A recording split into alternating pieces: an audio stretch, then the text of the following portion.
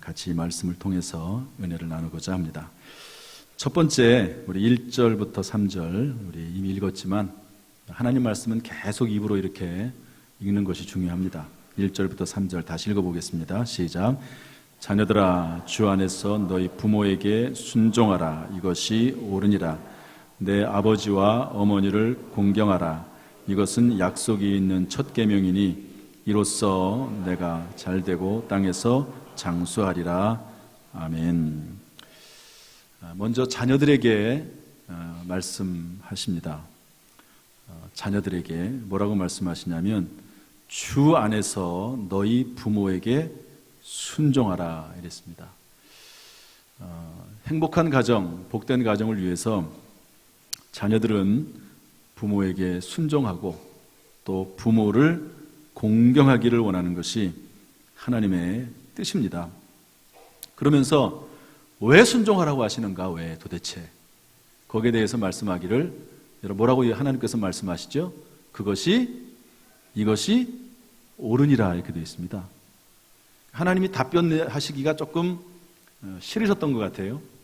좀 짜증나신 것 같아요. 하나님께서. 물론 그럴 일은 없겠지만 제 표현이 그렇습니다. 하나님, 부모님에게 왜 순종해야 됩니까? 부모님을 공경해야 되는데 왜 공경해야 됩니까? 이렇게 물어보면요, 하나님이 상당히 짜증내세요.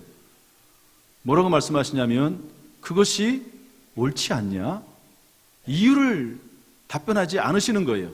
그것이 옳지 않냐? 너 한번 양심이 있으면 한번 생각을 한번 해봐라.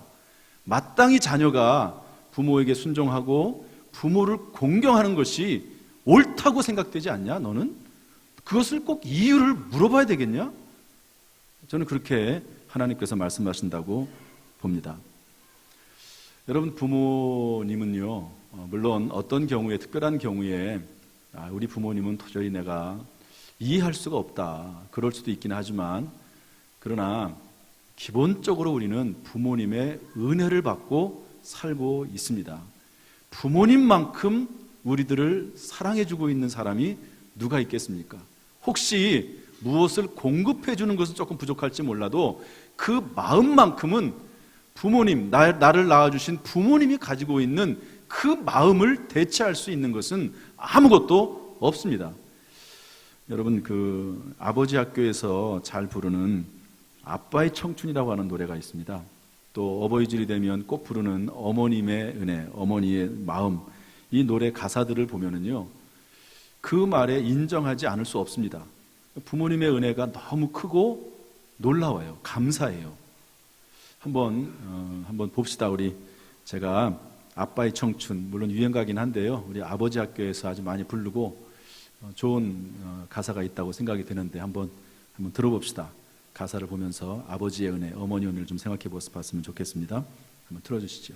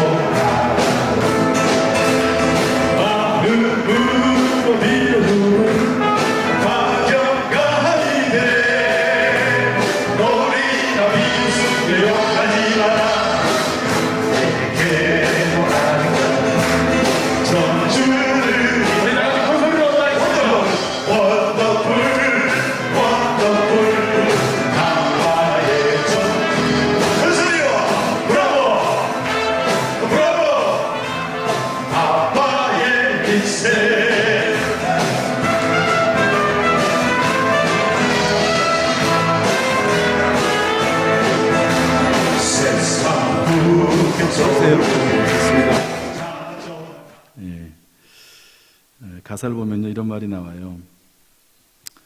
제가 읽어드릴게요. 이 세상의 부모 마음 다 같은 마음, 아들 딸이 잘 되라고 행복하라고 마음으로 빌어주는 부모의 마음, 노랭이라 비웃으며 욕하지 마라. 자식에 대한 사랑은 변함이 없다 하는 내용입니다. 그 다음에 이제 어머니의 마음이라고 하는 노래가 있습니다. 제가 이번에 어머니의 마음을 쭉 보면서 가사를 좀 살펴봤더니요, 상당히 구조적으로 잘 되어 있더라고요. 나실제 괴로움 다 잊으시고, 나실제 기를 때 밤낮으로 애쓰는 마음, 기를 때 어려선 안고 업고 얼러주시고, 자라선 문기되어 기다리는 마음. 3절로 넘어가면요, 사람의 마음속엔 온 가지 소원, 어머니 마음속엔 오직 한 가지, 아낌없이 일생을 자식 위하여 살과 뼈를 깎아서 바치는 마음. 우리 한번 1년에 우리가 한 번 정도 부르잖아요.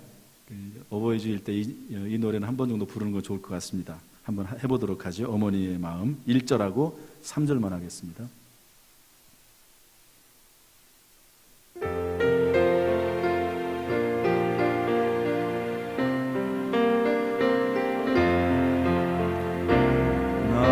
나실제 괴로움 다 잊으시고, 기를 째 밤낮으로 애쓰는 마음, 진 자리 마른 자리 가라니시며, 손발이 다 닳도록 고생하시네. 하늘 아래 그 무엇이 높아리요.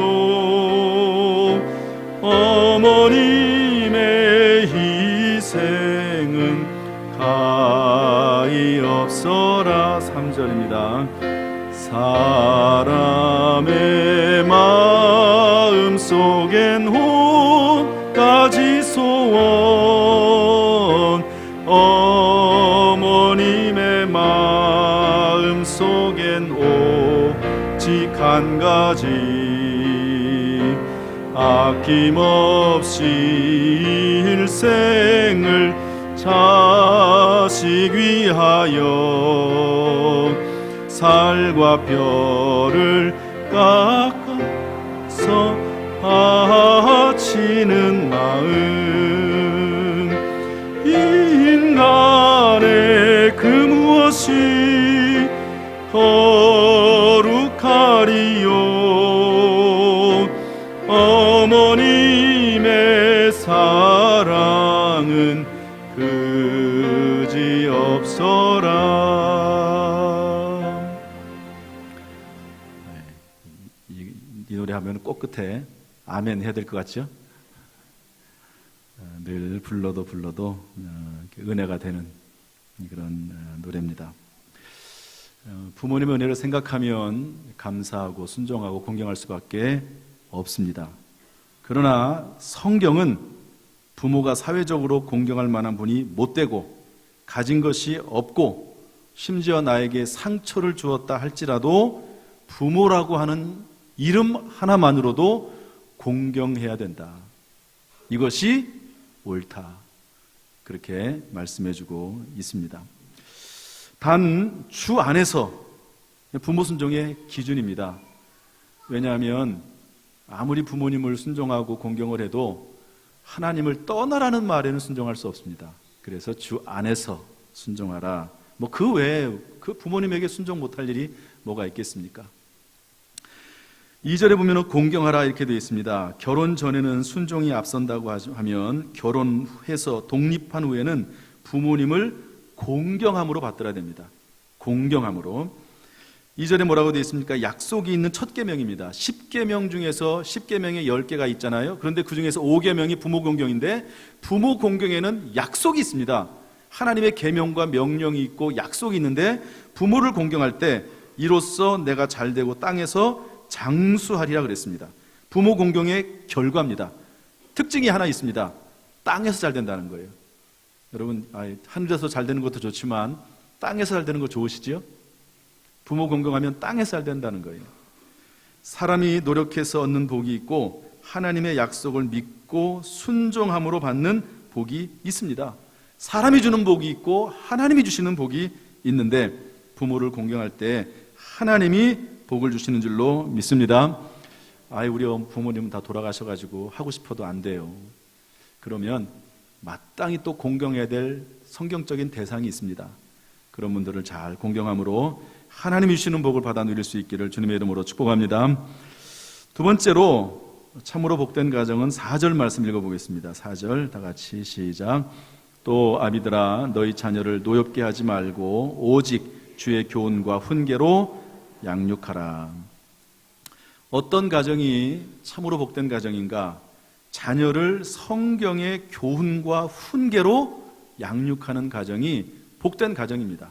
이런 가정은 반드시 복된 가정으로, 승리하는 가정으로, 행복한 가정으로, 성공하는 가정으로 될 수밖에 없습니다.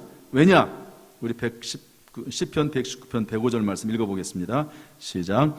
주의 말씀은 내 발의 등이요 내 길의 빛이니이다.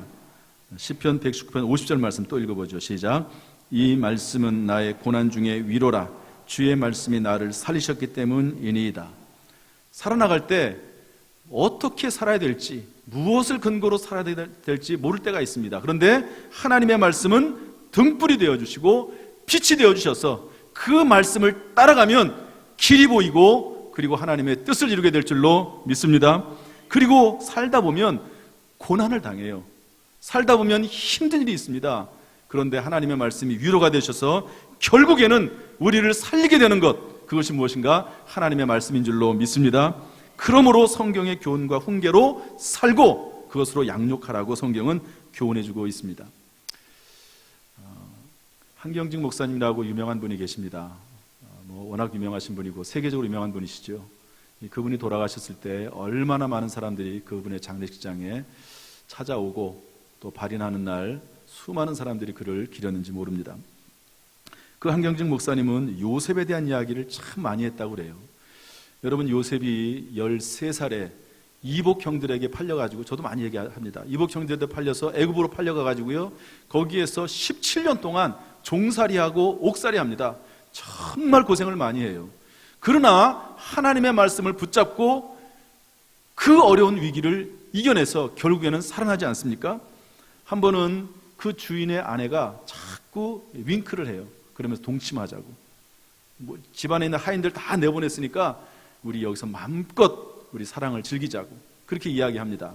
그때 요셉이 뭐라고 말을 하죠? 창세기 39장 9절 말씀 한번 읽어보겠습니다. 다 같이 시작.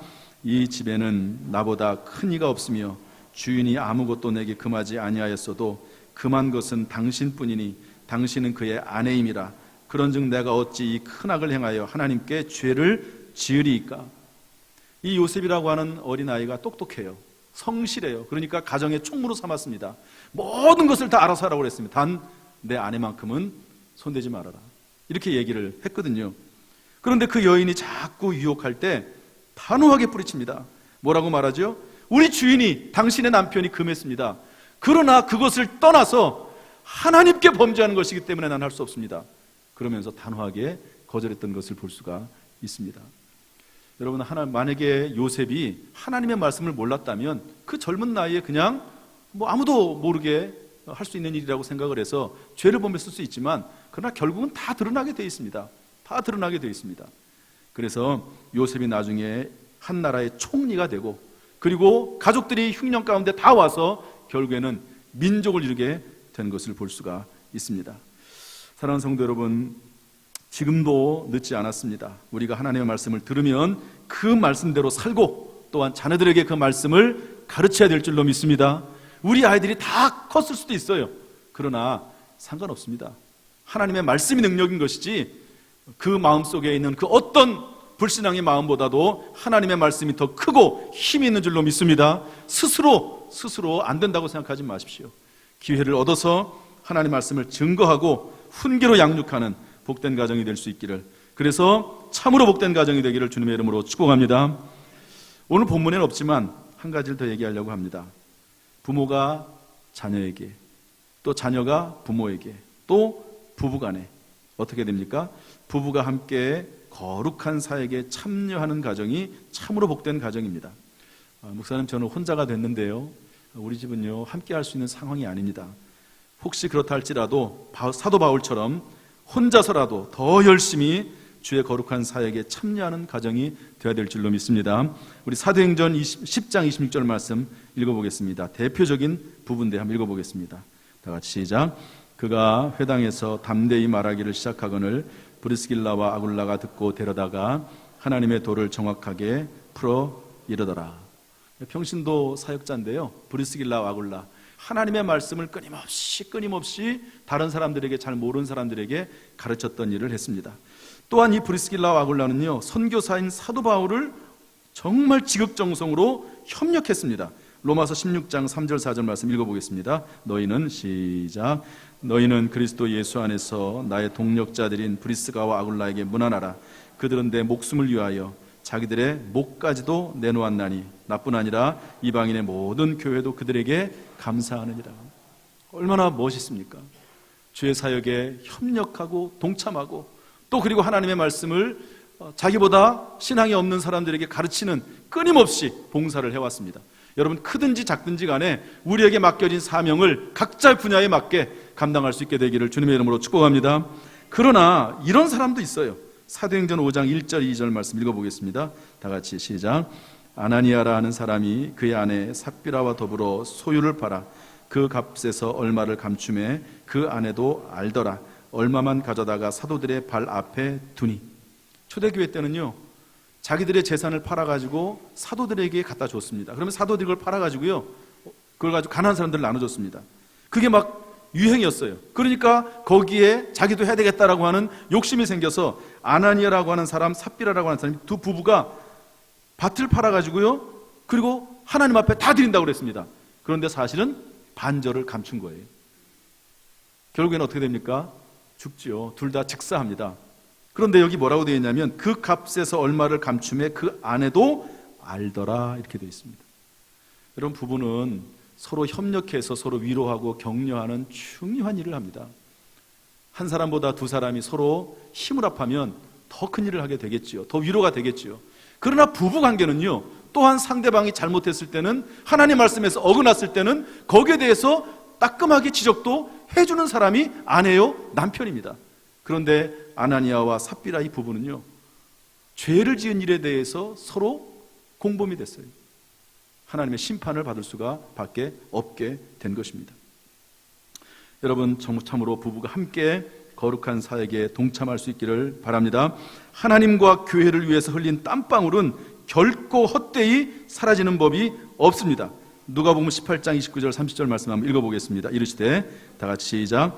이르시되 내가 진실로 너에게 이르노니 하나님의 나라를 위하여 집이나 아내나 형제나 부모나 자녀를 버린 자는 현세 여러 배를 받고 내세 영생을 받지 못할 자가 없느니라 하시니라. 신앙생활하는 과정 중에 때때로 혹시 가족 가운데서도 여러 가지 이런 어떤 갈등이 있을 수도 있어요. 그러나 하나님의 말씀에 굳게 서서 살아나가면 모든 것이 합력하여 선을 이루고 금세와 내세에 하나님의 은혜가 임하게 될 줄로 믿습니다. 그러므로 하나님 나라의 확장과 교회 부흥을 위해서 힘을 모으는 부부와 가정이 되면 반드시 하나님께서 그 인생을 생육하고 번성하게 할 줄로 믿습니다. 여러분, 때때로 힘들고 어려울 때가 있어요. 그러나 그것 때문에 낙심하지 말고 믿음의 주여 온전케 하시는 예수 그리스도 붙잡고 말씀 가운데 살아가기를 주님의 이름으로 축복합니다. 말씀을 정리하겠습니다. 그런데 이 모든 것은 예수 그리스도의 복음에서 시작합니다. 예수 그리스도가 없이 어떻게 말씀에 순종해서 부모를 공경하겠습니까?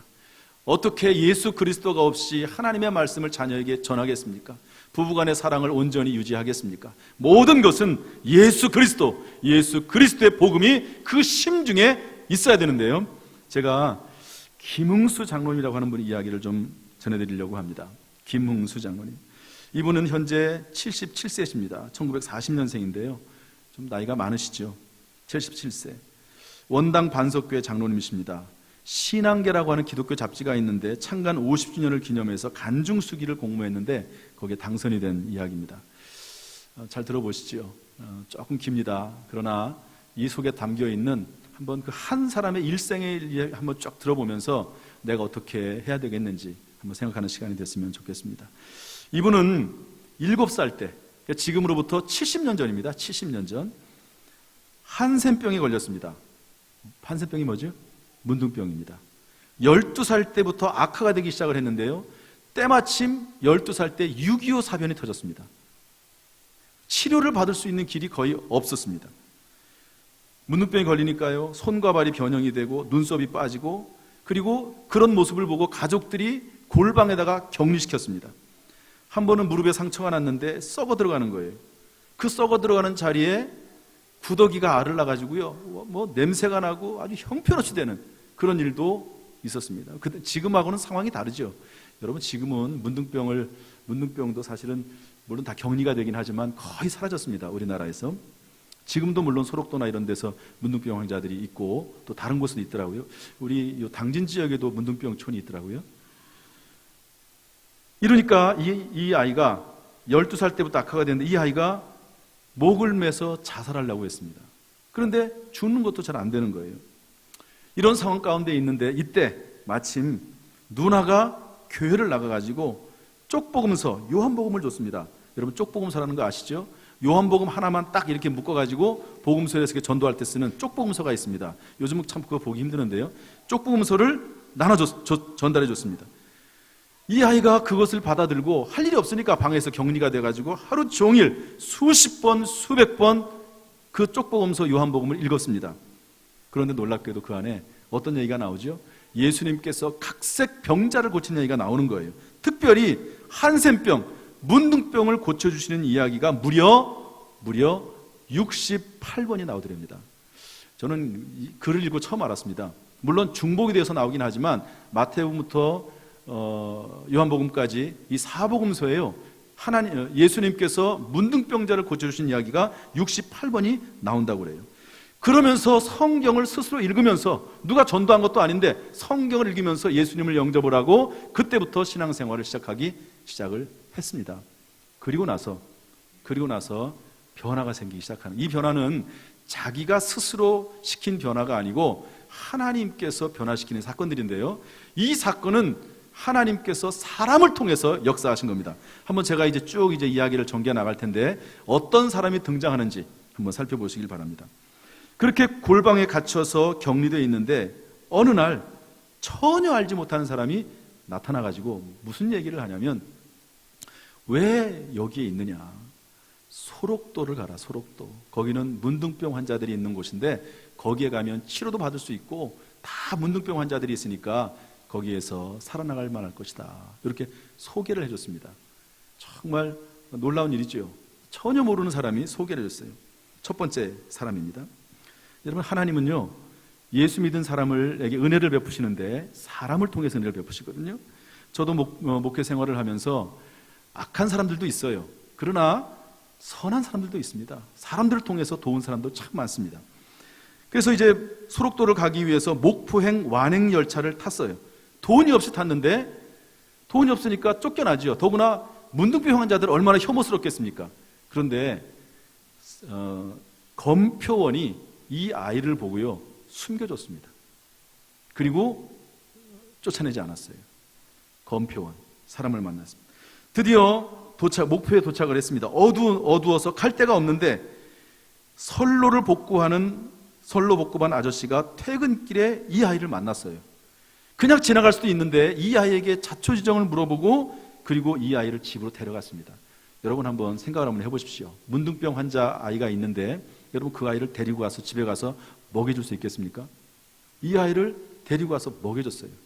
가족들이 있으니까 함께 잠은 못 자고 여관에다 데려다주고 여관에 묵어주고 다음날 아침밥 먹여서 그리고 여수행 열차를 태워서 보내줬습니다. 세 번째 사람, 선로 복구반 아저씨. 드디어 여수에 도착을 했습니다. 버스를 탔는데요, 사람들이 전부 혐오하고 손가락질하고 버스 타고 얼마 가지도 못하고 쫓겨났습니다. 그런데 그 순간에 경찰관을 만났습니다. 그 경찰관이 이 아이를 돌봐가지고 배를 태워서, 버스는 타기 힘들 것 같으니까 배를 태워서 배 구석 한 칸에 선장에게 얘기해가지고요, 드디어 여수까지 보냈습니다. 여수에서 이제 소록도까지 갔습니다. 소록도에 도착을 했는데 어떻게 할지를 몰라요. 비가 또 옵니다. 선창가 창고에서 처마 밑에 처량하게 앉아있는데 할머니가 나타나세요. 그래가지고 그 할머니가 아무것도 먹지 못한 이 아이에게 김밥을 줍니다. 그 김밥을 먹고 힘을 내서 소록도에 들어가요. 갔더니 문둥병 환자가 7,000명, 교회가 8개가 있고 성당이 하나가 있습니다. 초등학교, 중학교, 고등학교가 있고요. 의료시설이 있었습니다. 거기에서 초등학교, 나이가 이때가 19살이라고 그래요. 19살인데 초등학교에 6학년에 입학해서 공부를 했습니다. 중학교, 고등학교 공부를 했습니다. 치료를 받았습니다. 28살에 결혼을 했어요. 그리고 소록도에서 나왔습니다. 경남 함안군에 가서 시골의 작은 교회를 다니면서, 여러분 문둥병 혹시 보신 적 있으신지 모르겠지만 어느 정도 치료가 되면 그냥 뭐 눈도 뭐 이렇게 없어질 수도 있고 입도 없어질 수도 있고 손가락도 없지만 그냥 그 끝부분이 매끈매끈해지고 그렇게 됩니다. 더 이상 진전이 안 되면 이제 그런 모습입니다. 그런 모습으로 시골의 작은 교회를 다니면서 열심을 다해서 봉사를 했습니다. 그리고 아버지와 어머니, 불교와 유교에 찌들어 있었던 아버지와 어머니를 전도했습니다. 그리고 그 교회가 마침 성전 건축할 때 가지고요, 최선을 다해서 성전을 건축했습니다. 그리고 그 교회 초대 장로가 됐습니다. 지체장애인 고문으로, 엘림 장애인 선교회 이사장으로, 한센마을 대표자로 살아오는 이야기를 그 공모 수기에 쭉 기록하는 것을 보고 참 하나님의 은혜가 놀랍다 하는 생각을 해보게 됐습니다. 이 모든 것이 어디에서 시작합니까? 성경 속에서 만난 예수 그리스도로부터 시작이 됐습니다. 그리고 하나님이 보내주신 사람들로 인해서 길이 하나 둘씩 열려져서 죽을 수밖에 없고 자살을 생각하고 실제로 자살을 시도했던 이분이 교회 장로가 되고 그리고 축복받은 인생을 살게 됐습니다. 중요한 것은 쪽복음서 하나를 전해준 누나입니다. 여러분, 그 누나가 어떤 마음을 가지고 전해줬겠습니까? 뭐 강요한 것도 아니고 확신 있게 한 것도 아니에요. 그냥 한번 골방에 갇혀 있으니까 요한복음 쪽복음서라도 하나 읽어봐라. 그 한마디 한 것이 이 아이의 인생을 이렇게 바꿀 줄 누가 알았겠습니까? 사랑하는 성도 여러분, 참으로 행복한 가정, 복된 가정은 무엇인가? 그것은 예수 그리스도가 있는 가정인 줄로 믿습니다. 예수 그리스도의 은혜를 입은 가정이고 예수님이 동행하는 가정이 참으로 복된 가정인 줄로 믿습니다. 예수 그리스도, 어떤 일이 있어도 예수 그리스도를 마음에 모시고 살아가는 복된 가정 되기를 주님의 이름으로 축복합니다. 그 예수를 전하는 저 여러분 될 수 있기를 주님의 이름으로 축원합니다. 기도하겠습니다. 하나님 아버지,